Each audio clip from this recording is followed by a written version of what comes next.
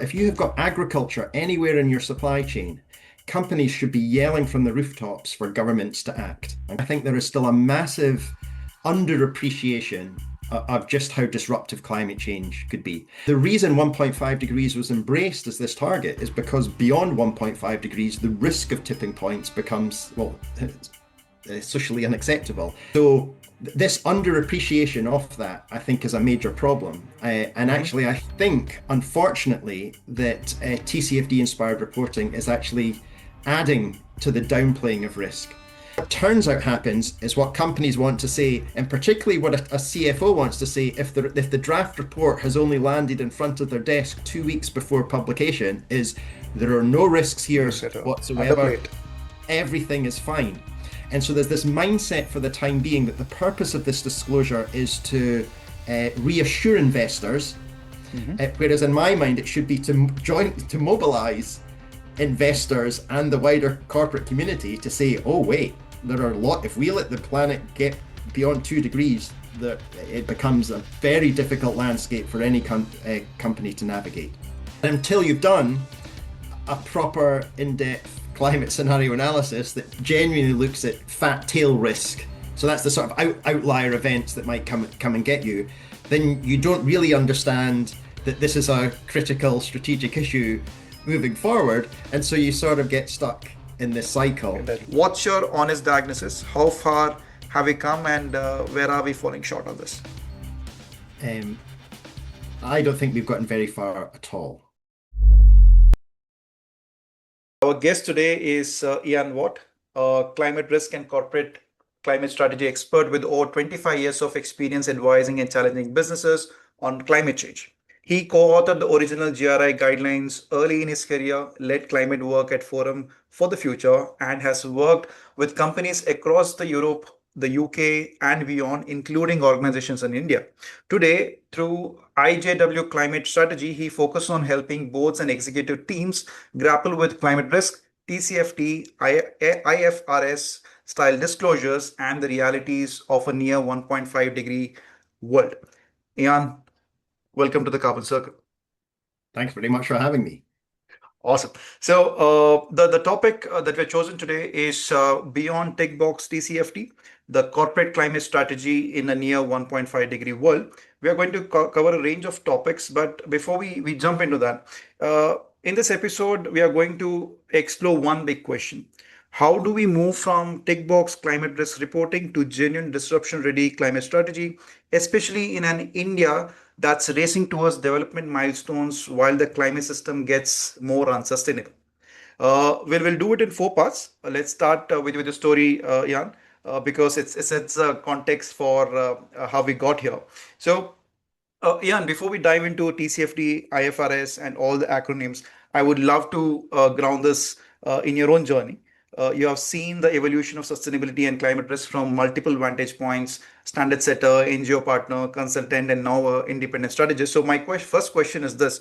To start off, could you walk us through your professional journey from those early days at Series to co-authoring the first GRI guidelines to leading climate work at Forum for the Future and now advising companies through IJW climate strategy? So how did it all go? It's now about 2004. And so Forum for the Future are a really interesting organization, still are, and I still do bits and pieces of work with them. It is a non-profit, but it does do fee-for-service model with companies. And also, unsurprising for an organization called Forum for the Future, Forum used a lot of futures tools. And through the time I was there, we started using scenarios, often that we co-created with companies, purely as strategic tools. So this is something a company would come in, we would jointly imagine different ways the world might turn out. And then you'd use that to have a conversation with the company about, right, what are the potential implications for your business? Imagine in very binary terms, here's a world in which multilateral institutions and national governments really take climate change seriously, and they put an emphasis on these technologies and these policies. What does that mean for your business? I ended up making a move in Edinburgh, and I went to another small organization up here, but that move happened just in time for lockdown, and the role wasn't quite what I expected. So I ended up, we parted ways quite quickly, and I found myself freelancing because, Yeah. and I really lucked out at that time because that was just when the TCFD was starting to resonate. And Mhm. of course, the TCFD obliges companies to use scenarios to understand how climate change might impact their business. You never know where life takes you. But so many years of experience behind you and being in the right place at the right time has led you so far. So my follow-up question to that very introduction is this: that in the last 25 years, when you look back with working with businesses on climate sustainability, what were the inflection points that fundamentally changed about how you think on corporate climate risk and opportunity? Was there any inflection point at all that you found that, oh, this is something important? Uh, yeah, right. Let's see. The first one, I think, is probably this exposure to the series model that I mentioned earlier about this coalition between investors and NGOs working with companies. I also think when I look at climate change, other than one or two companies who, or maybe slightly more than one or two, a small number of companies whose business model is fundamentally in the fossil fuel economy, most companies have a lot more to lose from if we let climate change get out of hand. Yeah. So in my mind, most companies, and in particular, if you have got agriculture anywhere in your supply chain, companies should be yelling from the rooftops for governments to act. And the main reason governments give for inaction on climate or lackadaisical slow action on climate is that doing anything more will be bad for the economy and bad for business. And the only people that can effectively challenge that, I think, are business leaders. So this whole idea of mobilizing business and the potential for business to be allies, I guess, was that realization was an important one. Let's see. Then to lead to the more negative inflection point, I think there is still a massive underappreciation of just how disruptive climate change could be. And that's both on the physical side of things, but also in terms of human societies will then react Yeah. once things start to hit. I think the Yeah. scenarios that are typically used in the TCFD space are pretty benign. The Hmm. amount that, well, actually, they're scary enough in the physical impacts, but they don't invoke tipping points, for Hmm. example. And that's because the models don't agree on how and when tipping points might arise. Um, but the reason 1.5 degrees was embraced as this target is because beyond 1.5 degrees, the risk of tipping points becomes, well, socially unacceptable. Um, yeah, so this underappreciation of that, I think, is a major problem. And Hmm. actually, I think, unfortunately, that TCFD inspired reporting is actually adding to the downplaying of risk. Yeah. Um, and I find that's sort of the source of my absolute frustration about my world just now. Right. Uh, When you put it in in that way, and when you really think about it feels that the 1.5 degrees, temperature rise has become the new norm. That people are seeing it as a new norm, and given that you have seen the entire journey from the early 90s to all this way, and when you mentioned that 1.5 degree was a red line not to be crossed, and now that we have crossed it and people are normalizing it. I think that's where the frustration all begins. Again, Ian, let's simplify this for listeners because we have used a few terminologies which are meant for corporates like TCFD and all that. But if you were to simply explain what are these frameworks, what are these different frameworks like TCFD, IFRS, or GRI, what are they meant to do, and why are they presently being used in the corporate world? as companies were facing increasing pressure to disclose their performance and their plans for the future across a whole range of sustainability issues, investors wanted comparable information from all the companies out there. Right. So the whole idea was to come up with a set of standardized guidance so that every company is producing the similar sorts of information, which then makes it easy for investors and indeed other stakeholders to then compare and contrast. So the TCFD is the Task Force on Climate-Related Financial Disclosures. I'm still guilty of referring to everything in this space as TCFD reporting, even though the TCFD has now disbanded and the guidance has been handed over the International Financial Reporting IF, Standards. IFRS? Yes, IFRS, and it's Yeah. encapsulated in IFRS S2. Right. Now they are moving things forward a little bit, but by and large, everything that was a requirement as part of the TCFD is now a requirement as part of IFRS. To scenarios as well, that was something that was really key for me moving forward, that quite rightly they realize that there's lots of uncertainty and lots of Hmm. complexity as to how both climate change might impact the world, but also as to how societies respond. So rather than telling companies to give one answer, as we've looked at climate change and it's fine, companies are obliged to use scenario analysis in some way to sort of say we've looked at different possibilities of how the world might change, and you have to report on that as well. And again, that obligation has been lifted wholesale into IFRS S2. There's a whole host of other. There's a lot of there's guidance and expectation around the metrics that a company must use to talk about climate change, and that aligns with the GRI expectations. So, in terms of the metrics you might use, and I guess this will probably come up in our conversation as well. There's also an expectation that companies disclose their governance mechanisms moving forward, and implicit in that, and this is becoming more explicit through the move to Sure, IFRS, is there's an expectation that there's board responsibility for climate risk. sure, So there's an identified board member is thinking about this, and then that will trickle through as well. sure. And the only other thing I'll say at this stage is there's also a task force on nature-related financial disclosures, and there's also a task force on inequality-related financial disclosures as well. And so there's lots of stuff going on in this space. I don't have much experience, certainly not recently, of working in the Indian landscape, but my understanding is that the regulation isn't quite as fixed yet as it is elsewhere. And I would encourage companies to lean into that means Hmm. there's more scope for you to be innovative and experimental.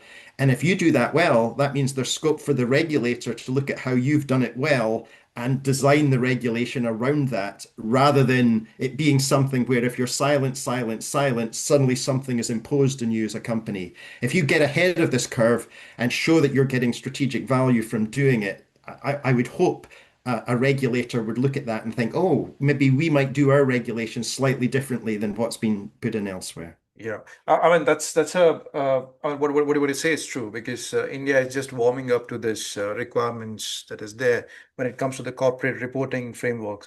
TCFD, of course, a few companies have taken into because today we live in a global village, so there Yeah. is mandate outside India for them to be reporting on this. Yes. So that is one reason why many of the Indian companies have taken to it.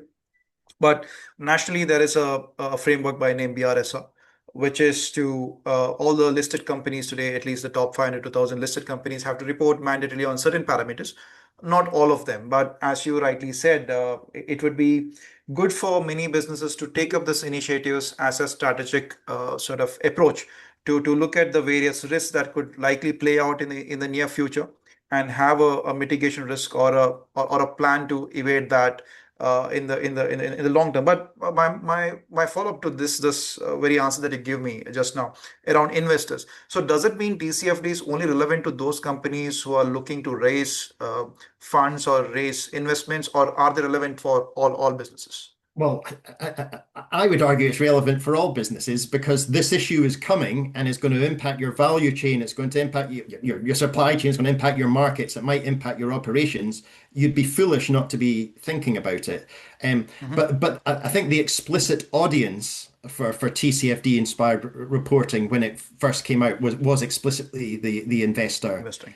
community as well. That's yeah. So yeah, investors are the intended audience, but even if you're a private company, I think, or a small company, it makes sense to be thinking about how climate change might impact your business. Sure.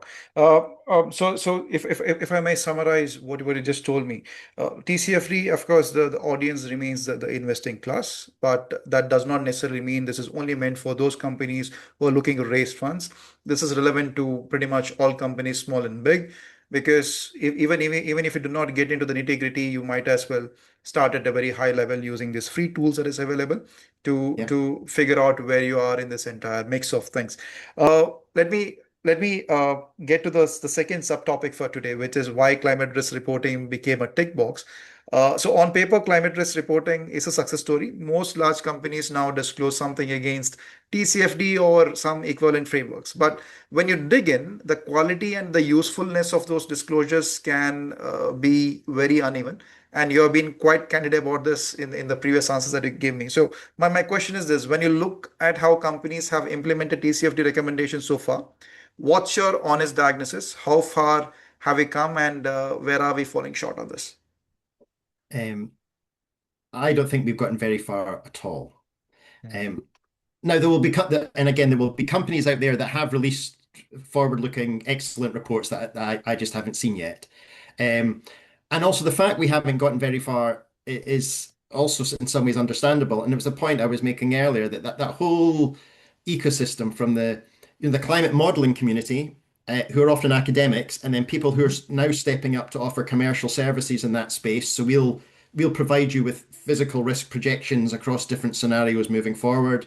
Uh, the consultants that are often then taking that data and interpreting it and running a process for companies, the Mhm. corporate sustainability teams, Mhm. then the corporate risk and finance teams. Because one of the things that is actually really powerful about the guidance is, well, rather than being something standalone, this now has to be integrated into your annual report.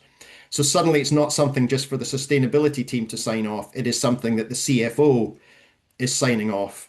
Right. So that's potentially very powerful. Although in practice, I actually think I'll mention this shortly. It's become a bit of a short-term problem, I Mhm. think. But then it goes through the auditing function, and of course then it ends up with the investor. Every single piece of that puzzle is just learning its trade just now. Everyone's working how to do it. And in every bit of that puzzle where I've worked, I've seen both examples of people not getting it, but I've also seen great examples of people getting it. Doing it. And there's lots of things that I think are going wrong. Often, and this is particularly for companies doing it for the first time, it ends up being a rushed or a last minute process. So Mm. it's, oh, right, we have to report this time. The call goes out to consultants late on in the game, and things are left late. And also back to my point about the CFO sign off that, uh, uh, again, this is me naively being in the consultant shoes. It's like, well, clearly, if we're doing a climate risk assessment, we are going to find risk. And particularly if you look at challenging scenarios, there is going to be lots of risk for a company to deal with. And I've always thought it would be useful, and this is where I hope we get to over time, that what companies should be disclosing is yes, there is lots of risk, but we are better managed than the competition and we are on the ball and here's our plan to deal with it. Right. What turns out happens is what companies want to say, and particularly what a CFO wants to say if the draft report has only landed in front of their desk 2 weeks before publication, is there are no risks here Risk at all. whatsoever. Underplay it. Everything is fine. And so there's this mindset for the time being that the purpose of this disclosure is to reassure investors, Mhm. whereas in my mind it should be to mobilize investors and the wider corporate community to say, oh, wait, there are a lot, if we let the planet get beyond 2 degrees, that it becomes a very difficult landscape for any company to navigate. But we're not there yet. And maybe linked to that, I think there's a massive underappreciation of the uncertainties within physical climate risk projections, Mhm. Mhm. particularly as the projections become more and more location specific. The models that we use are brilliant in terms of sort of showing what's been happening globally and at a regional and supraregional level. The uncertainty bars, once you start going down to ever smaller geographic areas of precision, increase all the time. And in some ways, the models weren't designed to do that. And the reason we can is because we've got more computing power now, not necessarily because we've resolved the underlying complexities and uncertainties and know more about it. But it lands, I think, in the layperson and the buyer's mind is saying, well, if you're providing me with 25-meter square projections for rainfall or heat, well, clearly you know what the future is.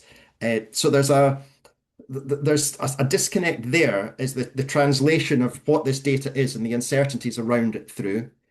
Sure. There's also a complete exclusion of tipping point risk for the time Mhm. being. So that the models largely where we get to is we look for model agreement so that the models are run multiple times. And this is eminently sensible for certain uses, as you think the Sure. most likely future are the ones that most models agree on. But that once tipping points are in the mix, models don't agree what's going to happen. And perversely, that means the biggest source of risk is often discounted entirely in terms of these processes that companies run.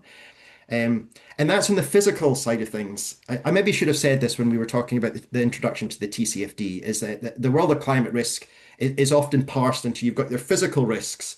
So how might climate hazards change? So heat, drought, flooding, and so on. But there's also this entire territory called transition risk. So Right. it's as society responds, as regulators bring in policy, or as investors start asking more, or even as if those entities don't do anything, then what's the activist community going to start doing? So there's this whole sense of how might society change. I also think the scenarios that are used in this territory are often quite safe as well, which is not to say they're not useful. All scenarios are useful, but what tends to happen is it becomes a quantitative econometric model. So someone's playing around with a computer and you tell it to make the world stay with under 1.5 degrees. Hmm. And it then finds the most economically efficient way to get there. And typically what it does then, it invokes carbon pricing. So let's assume uh, that, or it takes nascent technologies and assumes that the cost curves will come down in their scale. They will scale massively. So what most scenarios to try and force the world to stay within 1.5 degrees do, they invoke a really big carbon price and they magic up carbon capture and storage at a massive gigaton scale. And that essentially saves the day. Now, it's actually, I think, important for companies to consider a scenario like that. But if all your scenarios sort of have a magicked up technological solution, uh, you're missing out a bit. And I also think the variety of ways that society might respond is much more varied than those models uh, Typically.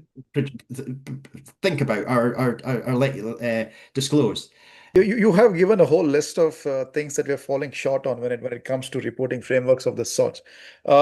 Clearly, I know multiple stakeholders who are engaged in the very exercise, and each one comes with their own POV, a point of view on the very subject. And then for a CFO, signing this off is also a concern, given that the short-sightedness, because they would want to underplay the risks to keep everybody happy, make sure that nobody is alarmed on the problems that could potentially arise, and also the underappreciation for the uncertainty. That's also one of the point that you clearly highlighted. And again, I mean, in the current times that we're living in, where populism has taken the front seat, most of the global agencies have do not hold that much credibility or trust that it did in the past. So, having a universal carbon pricing or some form of a cost that is attached with the entire climate impacts, that's also an unlikely thing that could happen. But I mean, there is a whole range of things that you have kind of explored here in the last answer that you gave me. But how do we move around this? Yeah, I mean, if you were to take up one issue there, right? Say the issue of the different stakeholders coming up with their own POV. Can we fix that issue? Is there a solution around it? Do you see that happening sometime? Again, I think it would sort itself out over decades just by people experimenting and doing things differently. And it's like, how do we fast track it? Hmm. I do think there's a bit of a catch-22. I think for a company to create space and resource and time to do a full climate scenario analysis well, at least Hmm. initially, someone has to already have understood that this is an important strategic issue worth understanding well. But until you've done a proper in-depth climate scenario analysis that genuinely looks at fat tail risk, so that's the sort of outlier events that might come and get you, then you don't really understand that this is a critical strategic issue moving forward, and so you sort of get stuck in this In cycle. that loop.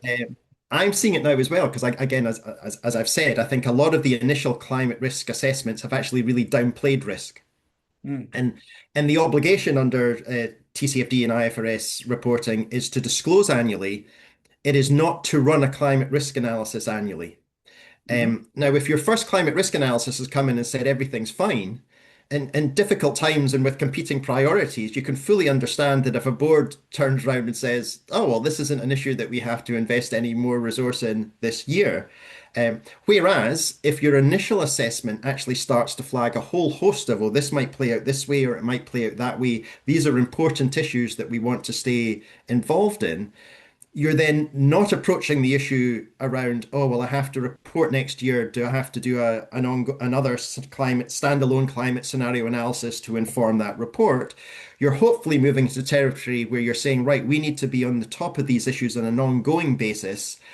Hmm. Um, and we'll start to integrate our consideration and thinking about climate risk into a whole host of our everyday business processes, which ensure that we are both protected against risk and are able to take advantage of opportunities as and when they present.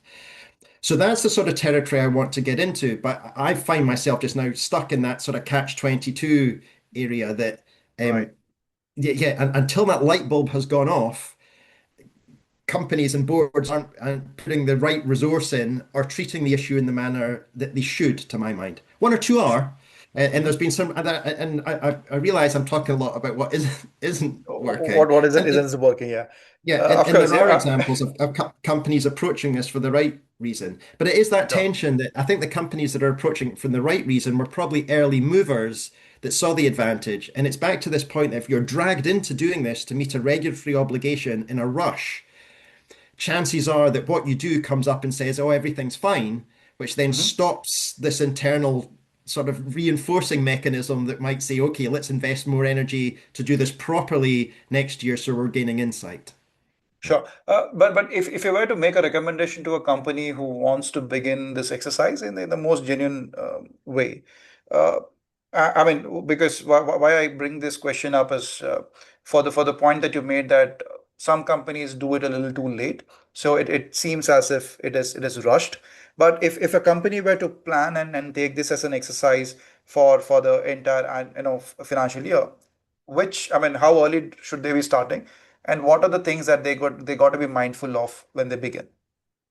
Uh, right. So even how early would they start? It would be, I'd maybe flip it the other way round. And again, this is something where I think my opinion differs from this sort of standardized process. Hmm. I would start with the question of, are there any big strategic decisions in the pipeline? So what are our big strategic challenges for this year?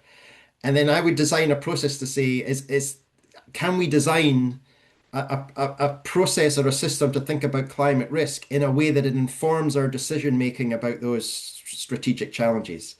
So rather than saying, well, we've got a reporting obligation popping up in 12 months' time, that means in 3 months' time we have to start engaging with consultants, and then we'll start going through a data gathering exercise.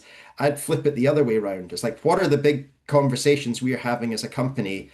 Hmm. How and when do we think a conversation about climate risk can inform that and help us make a better decision about, so are you going to open a new facility? That's sort of an obvious one, right? Well, let's make sure we're not building the new facility in the place that's going to be most impacted by climate risk moving forward. Are we going to launch a new product line? Um, is there any supporting policy from a government that would really help that new product be a success?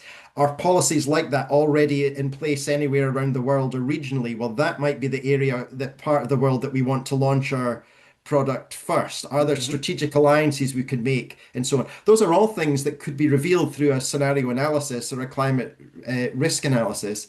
And rather than do sort of, again, back to this idea of we have to report in 12 months' time, that means we need to start 9 months out. It becomes more a mindset then of, do we have the systems in place that whenever we're making a big decision, it's informed by a wider awareness of whether. And I'm happy that some of those big decisions, a company might quickly reach the decision that climate change doesn't matter on this one. Fine. You don't have to, but there might be one or two big decisions where you, again, provided this light bulb moment has already happened. So that's Hmm. the critical thing. It's like we can make a better decision if a climate screen has been applied.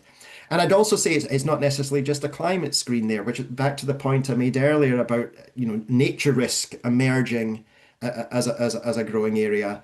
Um, that using scenarios to think about a whole host of things, nature, climate, you could geopolitical shifts as well. Scenarios are just useful tools.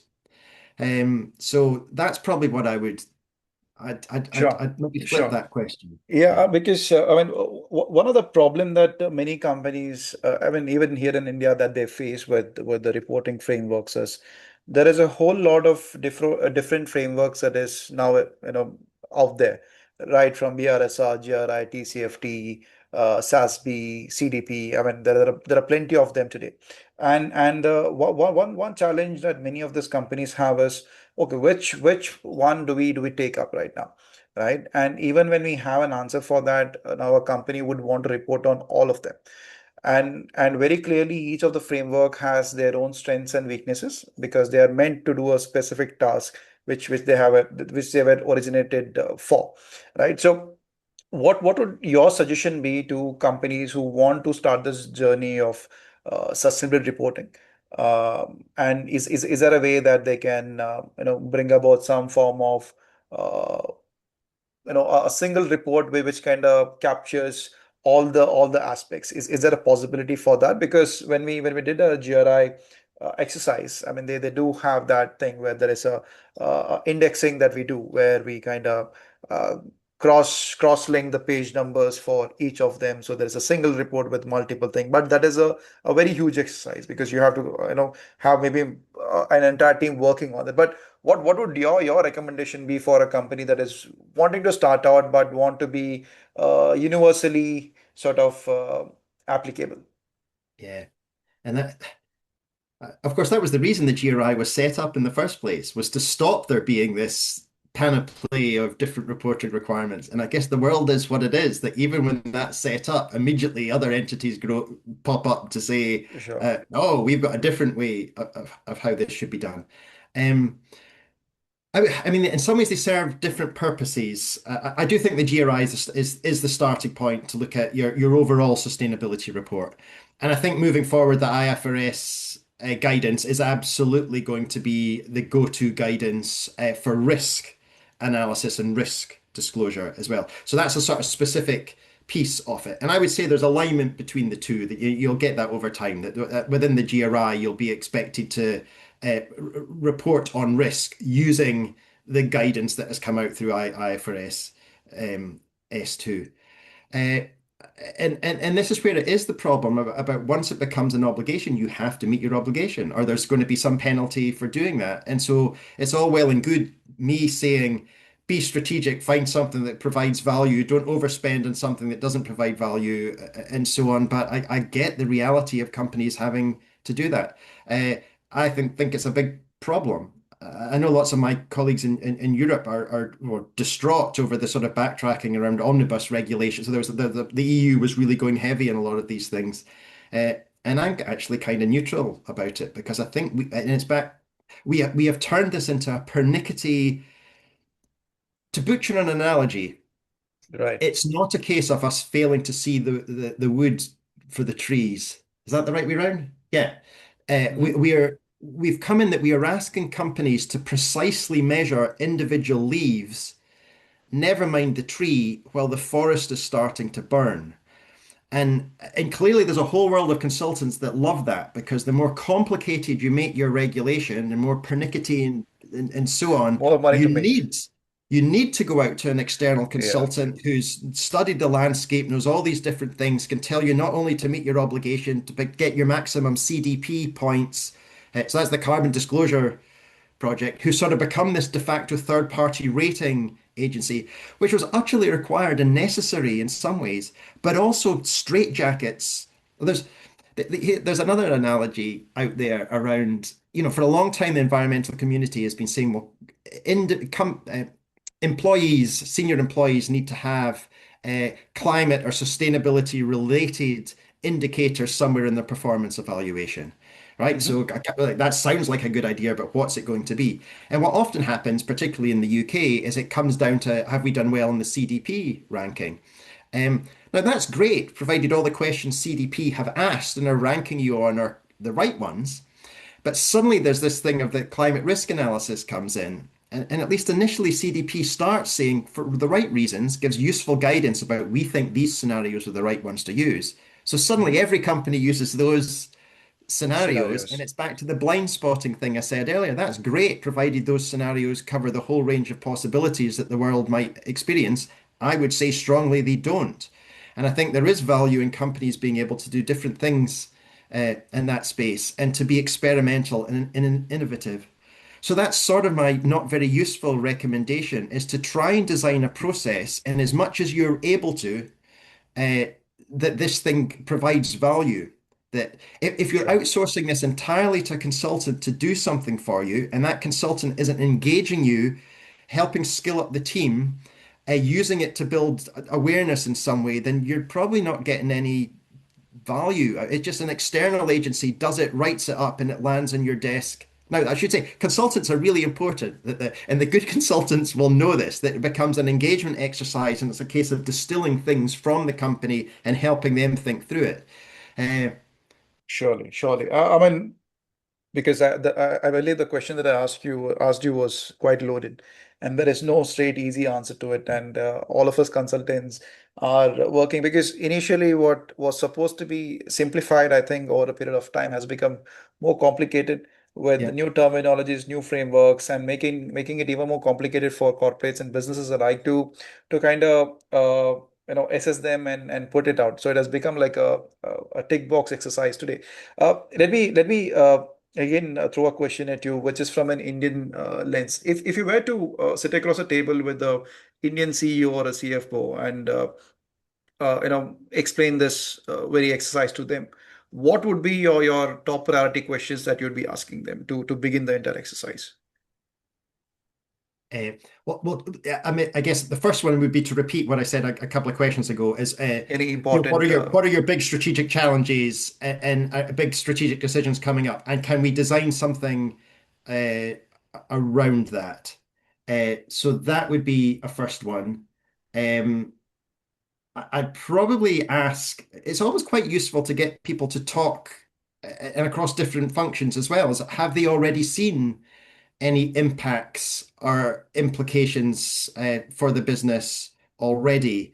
And that's sort of to try and get the space for, oh yeah, this is worth doing seriously. Because I mean, there'll be a time when it doesn't work, but often I've been in rooms where people come up with interesting, if you're in the supply chain function, you'll have a story of a supply chain disruption someplace, Sure. and often that isn't shared. And some people in HR, so it might be, oh, we're no longer the best graduates are raising concern, are asking questions about what our performance is because it's clear they don't want to work for a company they view as problematic just now. So that's all quite an important early question. Again, that's to sort of have it resonate, saying this is worth doing properly as well. Mhm. Oh, and there But might be something that, how do you convey the value of this exercise to them? I mean, because putting an economic figure on an exercise like this might not be always possible. So how would you communicate this to them, where you're kind of letting them know what is the value addition of this entire exercise? well, it would be to turn the emphasis away from that. You're doing this not to produce a report. You're doing this to build a more resilient business. Right. And yeah, now doing an exercise to build a more resilient business, information will come out that will allow you to produce a report. But that's what you should be doing. Um, and you would, I'll often start again with a conversation just to flag what the risks are. Probably introduce a conversation about tipping points to some way. I'm not sure what it would be in an Indian. I don't think disruption to the monsoon system is Hmm. flagged, by the Global Tipping Points Initiative as one of the main things that they're worried about. But clearly, there's a lot of active research about how will changes in climate flow through into how the monsoon behaves moving forward. Um, so again, that's probably reverting back to are there different tools to cause the light bulb moment to go off, to Hmm. cause a board or a CEO to say, right, this is worth doing properly to move forward. I'd be looking to come up with an evidence base, either me bringing it in, this is something that I know will resonate with you, or finding a process to allow their own employees our senior management to tell them, oh, this is already starting to impact our supply chain, and or we're worried about this. moving Hmm. forward as well. A lot of the climate risk assessment that goes on tends to assume the company is its assets. And so you look at where the factory is or so on, and it's important that you do this and see how might climate change impact that asset. But your assets are only one part of sort of ever increasing circles that you've also got to think about how your supply chain or your markets might be impacted. You've also got to think about how wider society and the wider infrastructure you rely on. So Sure. transportation networks, ports, airports, if those matter, yeah, the wider energy system, is that going to function and so on as well. So yeah, there's lots of ways that you can flag how you might think you're resilient because you've got a nice, I don't know, flood defenses around your facility. But what if this happens? What if that happens? What if questions are always a really useful tool to, as long as people view those what if questions as credible, that can be an important thing to get people thinking differently Sure. about them. A lot of So, yeah, let's bring this home to the boardroom and the profit and loss. We have talked about disclosure, we have talked about models. Now, the question is what changes in how businesses are run, especially in India that's trying to build prosperity and resilience at the same time. So, uh, when you talk about moving from climate reporting to climate strategy, what does that shift actually look like from inside a large company? In terms of governance, investment decisions, and day-to-day management. Can you give an insight on that? How would it look like? I think there really needs to be integration with the standard risk function. So if you're talking about climate risk or nature risk and so on, is rather than have those entities being sort of confused or reluctant obstacles when the sustainability team comes in, it's you really need to find ways for them to be enthusiastic participants in the process moving forward. And for that to happen as well, it sort of maybe comes to governance that again it is a an IFRS TCFD expectation is that there's board level oversight. Mhm. But I think it's also important to have board level understanding of what the risks are and might be. I think that's important for its own sake, and it's back to the sort of light bulb moment I've mentioned in the past, but also just for setting priorities and culture across the company. That if people know that it's being taken seriously at the board level, that makes it easier, for example, for the risk function to be like, all right, this is important as well.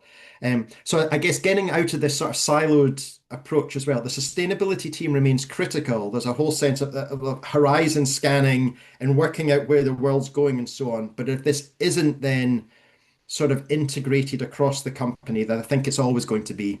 siloed within that.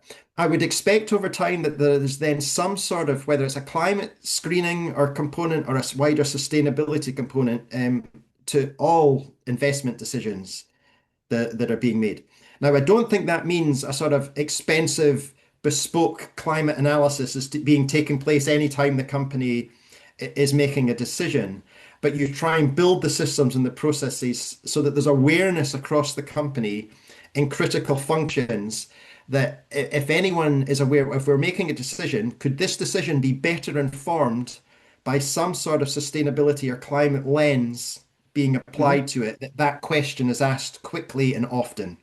And Mhm. again, as I said earlier, it might be the answer is no, in which case you don't have to bother with something expensive. But if the answer is, oh, actually, there might be an insight we can gain here, that the systems are in place for the individual making the decision to know where to go to get insight. Again, such that they make a better decision. So ideally, you've got this. This isn't people being dragged kicking and screaming into, oh, I've got to go and get my climate clearance before I can make a decision. It's people are sort of enthusiastically leaning into it to say, I'll make a better decision if I've thought about this in some way. Sure. Uh, I mean, just to add on to that, what are your thoughts about companies engaging with external consultants on exercises like this? Do you recommend that, or do you suggest companies to build an in-house team to take up this exercise? a bit of both. I mean, it's always useful to get an external viewpoint in, and particularly if it's a sort of someone who knows you from the outside in and so on. So, established Sure. relationships matter in that space.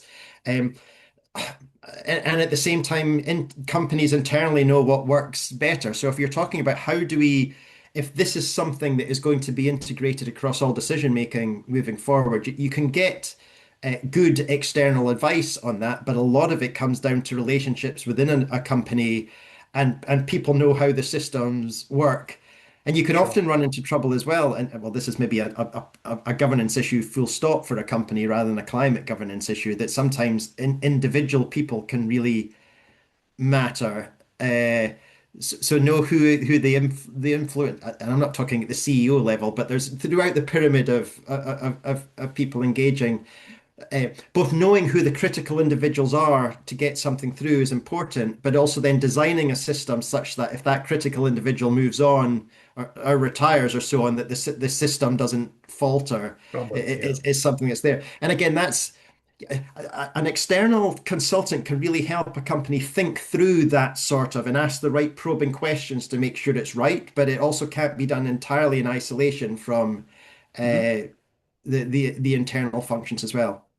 Yeah, so that's another Sure. waffle. I think I'm right in saying some sort of a hybrid model. I think is probably that what's the right amount of external provocation and an internal savvy that gets you to a place where that sort of wider integration takes place. Sure. What one other area that I find challenging when working with at least Indian businesses are the access to data, because much of this data is never tracked because that is not sort of relevant to the business, the core business the corporates did prior to the exercise that we are currently talking of. So what are your thoughts on how a company needs to maintain or manage data when it comes to climate risks, or when it comes to data related to climate strategy? I'll expand it out a wee bit beyond data just to Hmm. begin with, because in this whole idea of sort of having, I was saying earlier that you have a system where if someone's making a decision, they know to ask themselves the question of might this be better informed.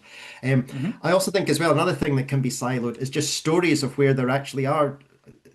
Forum for the Future would use the terminology of weak signals. If people seeing a change starting to happen someplace, and Hmm. that might be been a wee bit of disruption in supply chain X, or that road infrastructure is going under, that put something in place where stories, so it might be data, but it might also be stories, are don't just get stuck in one place, that people know to report it up. Uh, and so on, and indeed resilience measures as well. If some often there's a local solution that someone's found in one part of the operations that would apply somewhere else as well, and if those stories are shared and better, that can be an important thing as well. In terms of the data, a lot of the data that we'll be gathering, the specific data, is often about what are your emissions, what are your sales, and so on. I'll admit that isn't a front and center of my work Hmm. just now. I know that there are increasingly all sorts of interesting offers and data suppliers and gatherers and so on, and apps and tools that can help a company manage their data better in that space. It clearly needs a coordinating function, and so that's probably the sustainability team is the holder of like making sure that the system works and comes through. But much like I've been saying before, that it needs to sort of be integrated out across the organization. And for if it is, first of all, it shouldn't be burdensome for people to collect the data. I think you're Sure. always going to struggle if that is the case. But if people understand the strategic value of the data or the importance of it in some way, then they're much more likely to engage with something that maybe otherwise would be something that drops to the bottom of their to-do list as well. Which also comes back to the governance question and the positioning and communication within the organization, that this is an issue we take seriously. We take it seriously for these reasons, and we Hmm. take it seriously because to build a better, stronger, more resilient, thriving business moving forward, we have to be on the ball with these issues. Right. Yeah, I mean, a whole range of things that can be of benefit for businesses to incorporate. I mean, very specifically, governance has been one element that you have been stressing on, and of course, the communication bit across the business, along with having some level of engagement with the external third party to engage on topics of this sort, because that could bring up a fresh perspective on the very subject. My next question is around the economics, Ian. So, how do you see this economics evolving? In other words, where will the real value be created or destroyed for companies that take climate risk seriously? Is it in access to capital, supply chain resilience, market positioning, or is it something else, Yeah. or all the above? Yeah, yeah, it will be. And I actually think this is a key problem that other than perhaps some supply chain shocks, Mhm. and it was mentioned at the very beginning, although I'm not sure if we were recording yet, with the Super El Nino coming in, and if you've got agriculture in your supply chain, there's all sorts of things that could be impacted by that. But other than sometimes those immediate supply chain shocks that happen when a drought hits a region or so on, that often climate risk is going to manifest in different timeframes than markets or sometimes even governments, for the most part, are designed to deal with. Mhm. And that is an issue. And even when you maybe do get a supply chain shock, it's sometimes hidden amongst other things. So if there's a supply chain shock just now, when the Strait of Hormuz crisis and so on is going on, is it actually going to be visible? If there's a supply chain shock, and when energy prices in a certain geography, because of the Ukraine war and so on, that is there the visibility that a company needs? So it can be muddled waters out there, and how and when does it land? I had a really illuminating example a number of years ago working with not C-suite by any means, but senior management for a large financial institution where we were using scenarios with them. Um, and almost to a person, they came out the scenarios agreeing that as a bank, everything they invested in needed to change. And yet, equally, all of them felt utterly disempowered to make something about it. And now they not reached that conclusion because of a do-goody. It was like, oh, to ensure this business thrives moving forward, our portfolio needs to pivot from here to over here. But all of them felt unable is to if I make this change, I won't hit my personal targets. If my makes this change, we won't hit our team targets. If the company makes this change, the investors will punish us because our share price will go down over the next quarter. So there are some real tensions we have here that if you come up with risks and so on that don't land in that immediate time frame that investors are judging you by, uh, you can run into trouble. Yeah, However, conflicting interests. yeah, there are things where access to capital has been impacted. So for Mhm. coal, for example, I mean, the most obvious of the fossil fuel sectors has struggled now to raise capital. And in many ways, you saw the gas sector turning them to sort of say they're the baddies as long as you invest in us. Uh, so you can flag that maybe as a weak signal of change, but yet just now I can't see any problem with gas raising capital as well. So that they're both problematic from a climate change sector, but a climate change perspective. But one sector has seen the difficulty in raising capital, the other haven't. Haven't. Um, I do think the insurance sector is going to be key in this moving forward. There is an element of the boy that cries wolf analogy. Yeah, So and I nobody think there's a shows. bit of that about the environmental Right. community and the insurance sector. Since I've been in this game, everyone has been saying it's the insurance sector and it's going to withdraw coverage from certain regions, certain sectors, and so on. That's going to be the one that drives change. Um, and here I'm still talking about it now is that, oh, at some point the insurance sector is really going to kick in and change this. Now that's I'm doing them a disservice. There's been lots of change, and you absolutely can go to certain markets around the world, from home insurance or in the building sector, the construction sector, and so on. It is much, much harder and much more expensive to get insurance moving forward as well. So I think that's going to be a quite an important one. I think you also meant supply chain resilience. I think that's going to become much more of an issue, particularly for companies directly dependent on agricultural commodities.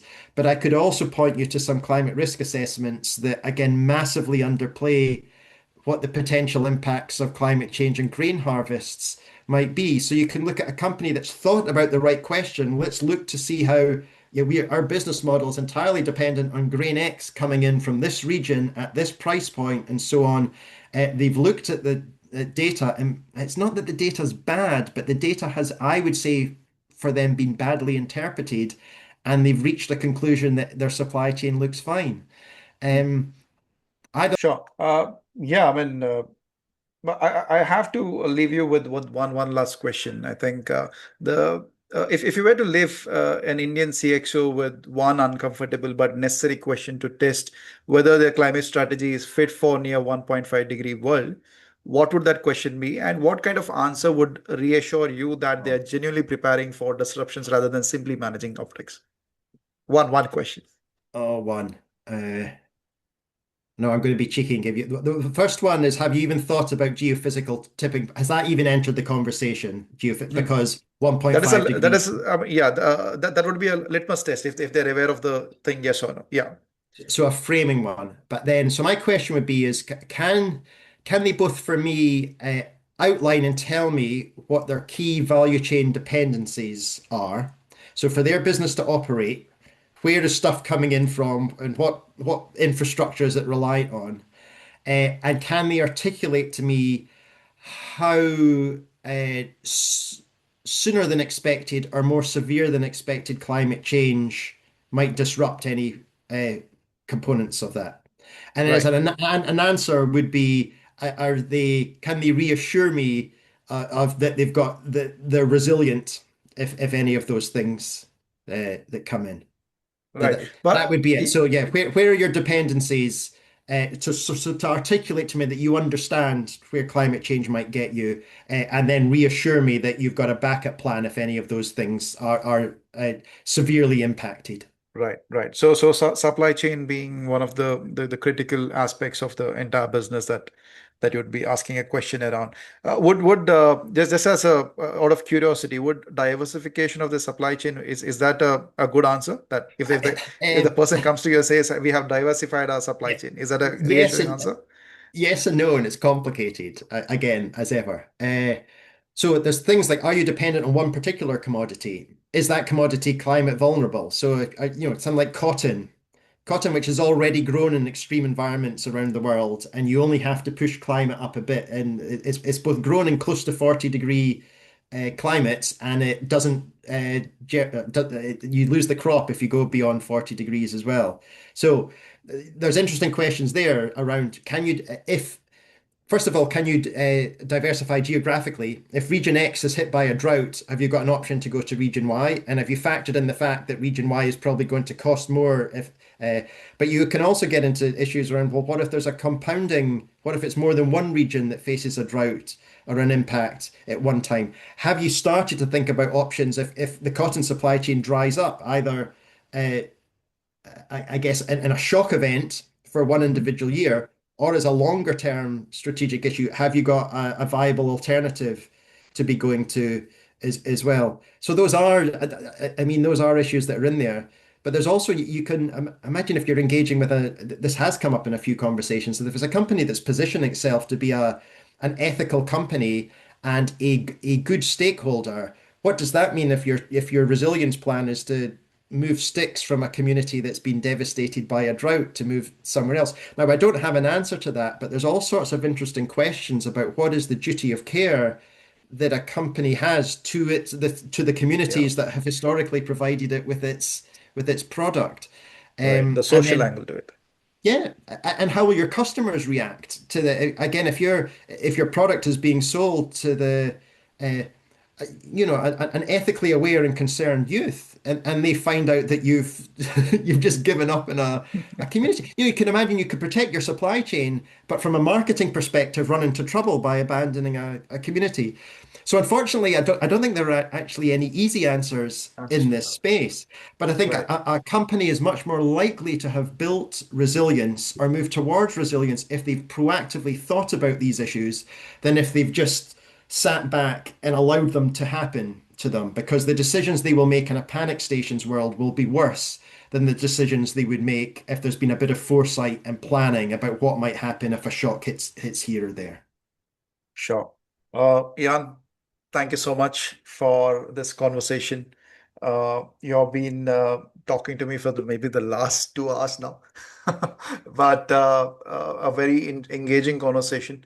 And you have given perspectives. Definitely, we might not have had answers for all the questions because it is an evolving space, and the problem is so large with multiple stakeholders, multiple elements at play. So there is no one clear answer, but I hope that this conversation has led to something more meaningful where listeners can take in something that can help in their business real time. So yeah, this has been rich and I think appropriately uncomfortable conversation. We started with reality that while a large majority of companies now report something against frameworks like TCFD, only a tiny fraction truly meet the full spirit and letter for those recommendations, especially when it comes to governance strategy and risk management. We have talked about how climate risk disclosures can easily become a tick box exercise, and how that compounded by climate models and net zero narratives that sometimes offer false assurance instead of provoking deeper strategic reflection. And we have explored what it looks like to redesign corporate climate strategies so that both CFOs and sustainability leaders treat climate as a core strategic financial risk, not as a side issue. For Indian business leaders listening in, the takeaway for me in this is use disclosures like TCFD, IFRS S2, and BRSR not as a report writing template, but as structuring tools for real broad conversation. Treat models as and scenarios as imperfect lenses and not crystal balls. And above all, start re-engineering your business model, supply chain, and capital allocation for a world that is more volatile and more climate stressed than most of our planning assumptions currently admit. Ian, thank you so much for your time, and it was an absolute privilege engaging with you. Any parting Thanks very words? much. That was a great summary. Awesome, awesome. So for those of you who would like to get in touch with Ian, we'll be dropping the link to his LinkedIn in the description. So maybe you could ping him. And for those of you who would like to engage with Carbon Mandal, will you can reach out us on www.carbonmandal.com, or you could directly ping me on LinkedIn as well. But thank you so much. This was the Carbon Circle, and it has been an absolute privilege. Until the next time.